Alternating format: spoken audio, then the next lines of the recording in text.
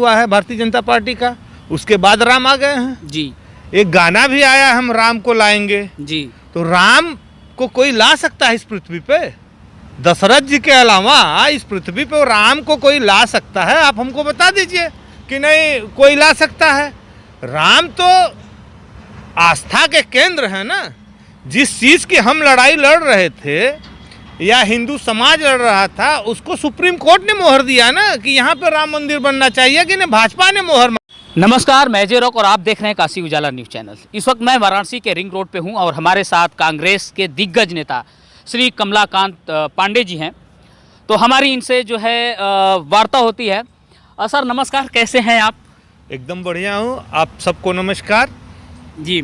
सबसे पहले मेरा ये सवाल है, अभी अयोध्या में राम मंदिर को लेकर काफ़ी चर्चा है कि वहाँ जो है राम मंदिर पूर्ण रूप से कंप्लीट नहीं हो पाया है, लेकिन उसकी ओपनिंग का जो है डेट फिक्स हो चुका है, जिसमें कि जो बड़े बड़े चार शंकराचार्य हैं वो कह रहे हैं कि नहीं अभी ये जो पूर्ण नहीं हो पाया है और ऊपर से जो है ये ओपनिंग की तैयारी हो गई है, डेट भी फिक्स हो गया है। तो इसके पीछे क्या रीज़न है? इसके पीछे 2024 का रीजन है, बाकी कोई रीजन नहीं है। हमारे जो चार शंकराचार्य हैं वो किस लिए हैं?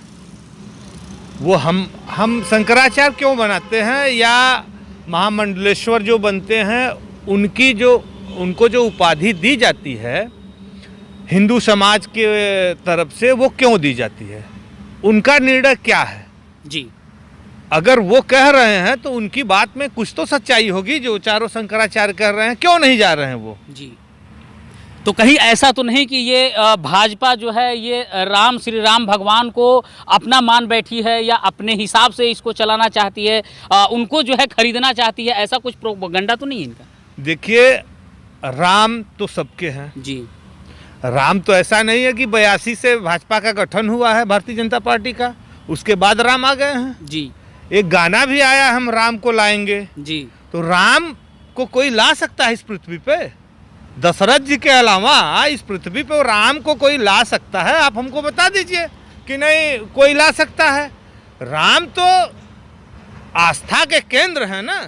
जिस चीज़ की हम लड़ाई लड़ रहे थे या हिंदू समाज लड़ रहा था, उसको सुप्रीम कोर्ट ने मोहर दिया ना कि यहाँ पे राम मंदिर बनना चाहिए, कि नहीं भाजपा ने मोहर मारा।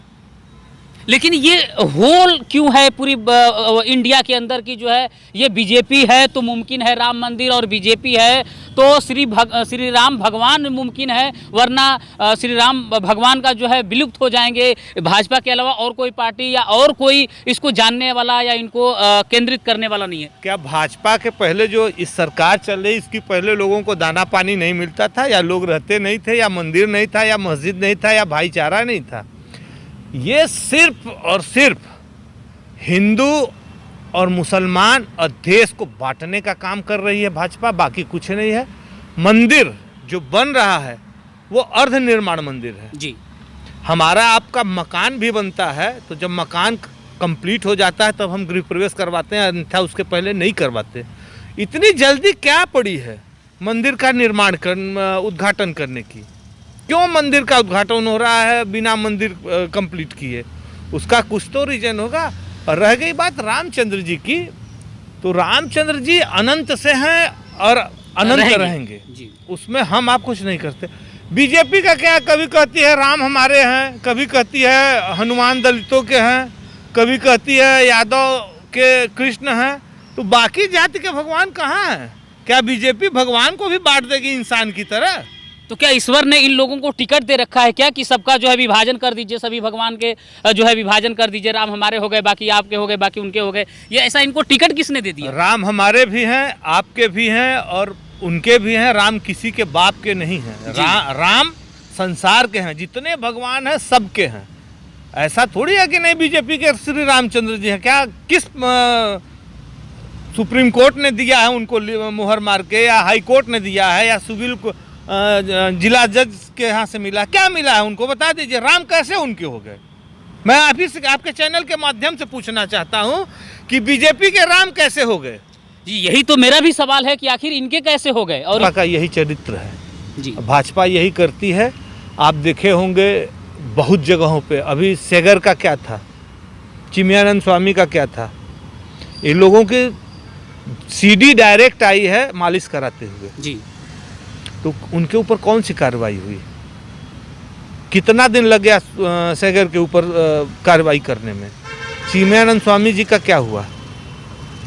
आज मणिपुर में जो मणिपुर जल रहा था इतने दिन से, जी जी, जो 2 बच्चियों का वायरल वीडियो हुआ निर्वस्त्र अवस्था में, जी जी, प्रधानमंत्री जी के मुंह से एक आवाज़ निकली। और अभी वाराणसी संसदीय क्षेत्र में जहाँ के सांसद और प्रधानमंत्री मोदी जी हैं, उन्हीं के संसदीय क्षेत्र बेचू में जो एशिया की तीसरी सबसे बड़ी यूनिवर्सिटी है, बच्चियों के साथ गैंग रेप हुआ, उन्हीं के मीडिया सेल के 2 लोग हैं। आज तक कार्रवाई हुई? जी, गिरफ्तारी हुई? मैं आपके चैनल के माध्यम से पूछना चाहता हूँ, क्यों नहीं हुई? तो कहीं ना कहीं बीजेपी और सरकार, जो बीजेपी है उसी की सरकार है, इसके दबाव में सारे लोग हैं, अधिकारी से लेकर चपरासी तक।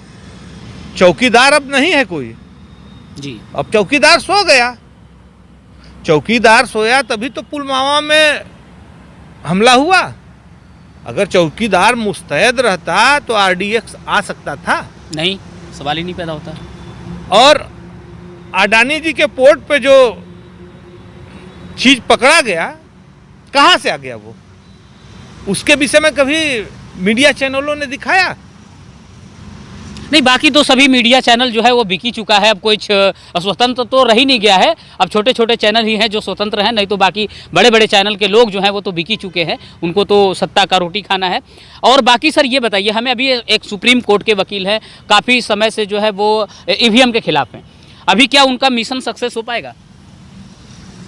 उनका हम तो चाहते हैं भगवान रामचंद्र जी से ही कहेंगे कि उनका मिशन सक्सेस करे। जिस दिन बैलेट पेपर से चुनाव होने लगेगा, मोदी जी अपना झोला उठाएंगे, चले जाएंगे, जो भाषण दिए थे वो स्थिति हो जाएगी।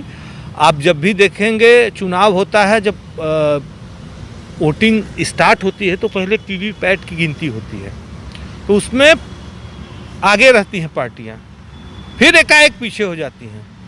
सर्वे कुछ दिखाएगा, परिणाम कुछ आएगा। घर का जो मुखिया होता है, जो परिवार चलाता है, एक परिवार की मैं बात कर रहा हूँ, उससे भी लोग संतुष्ट नहीं हो पाते हैं जी। तो कहेंगे मनमोहन सिंह से अच्छा कार्यकाल हम किसी का नहीं मानते, जिन्होंने देश की जीडीपी और देश की अर्थव्यवस्था को बरकरार रखा और अच्छे से चलाया। जी। आज हम परेशान हैं, उसका कुछ न कुछ कारण तो होगा। निजीकरण बहुत अच्छा है, लेकिन उन चीज़ों का निजीकरण नहीं होना चाहिए जो सरकार द्वारा संचालित होती हैं। आज नौकरी कितने लोगों को मिल गई है? नौकरी तो सरकारी ख़त्म हो गई। तो जब हम प्राइवेट में जाएंगे तो अपने हिसाब से काम करवाएंगे ना। पीएचडी का जो लड़का है, जो पीएचडी किया हुआ है, उसको जो हाई स्कूल पास प्रबंधक है बुलाता है, इधर आ, एक गिलास पानी लेके आ। उसकी तनख्वाह कितनी है? 8,000 रुपये। उसको 8,000 रुपये मिलता है, लेकिन अनुमोदन उसका 22 से 25,000 रुपये का है। तो हर आदमी का इस गवर्नमेंट में गला घोटा जा रहा है। शिक्षा की बात कोई नहीं करता, इसलिए कि जब शिक्षा की बात करेंगे तो लोग जागरूक हो जाएंगे। जाहिल जब लोग रहेंगे तो विकास से मतलब नहीं है। मंदिर मस्जिद की बात करेंगे, और शिक्षित लोग नौकरी, शिक्षा और देश की विकास की बात करेंगे। सर हमें ये बताइए कि ये जो चल रहा है, ये आपको क्या लगता है कि ये कब तक ख़त्म होने वाला है? कब तक लोगों को ये समझ आएगा कि नहीं, वास्तव में ये बीजेपी सरकार जो है ये अपने सत्ता की रोटी सेक रही है अपने हिंदुस्तान के अंदर, और लोगों के दिलों में जहर घोल रखी है, दिमाग में जहर घोल रखी है। ये लोगों को कब समझ में आएगा, या समझ में आएगा या भी नहीं आएगा? नहीं, आ जाएगा। जिसे एक तालाब है जी, नदी है, उसमें सभी लोगों को छोड़ दिया गया है तैरने के लिए। जो बहुत बढ़िया तैराक है वो तो पार हो जाएगा, जो कम है वो बीच में रह जाएगा, जिसको नहीं आएगा वो डूब जाएगा। तो जब पानी नाक के ऊपर जाएगा तो आदमी अपने आप छटपटाएगा और सत्ता का परिवर्तन स्वयं कर देगा। जी। आज आदमी केवल हिंदुत्व के नाम पे अब भाजपा के लोगों ने बरगलाया है, ऐसा इंजेक्शन लगा दिया है मस्तिष्क में कि वो हट नहीं पा रहा है, उनको हिंदुत्व के अलावा कुछ दिखाई ही नहीं दे रहा है। अच्छा, हिंदुस्तान जो है वो हिंदू राष्ट्र की मांग कहीं ना कहीं वोट तो कोई ना कोई दे ही रहा है ना। जी। जवाहरलाल नेहरू बने, चौधरी चरण सिंह बने, मुरारजी देसाई बने, इंदिरा गांधी बनी, राजीव गांधी बने, चंद्रशेखर सिंह बने, बीपी सिंह बने, देवगौड़ा जी बने। तो इन लोगों को प्रधानमंत्री कौन बनाया? जनता नहीं बनाई, जनता नहीं बनाया है। तो कुछ देख के ना बनाई। मनमोहन सिंह को भी जनता नहीं बनाया ना।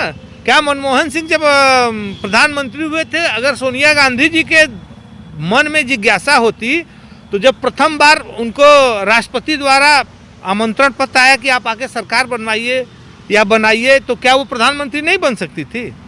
एक कार्यकाल पूरा करने के बाद मनमोहन सिंह जी का, क्या राहुल गांधी को प्रधानमंत्री नहीं बनाया जा सकता था?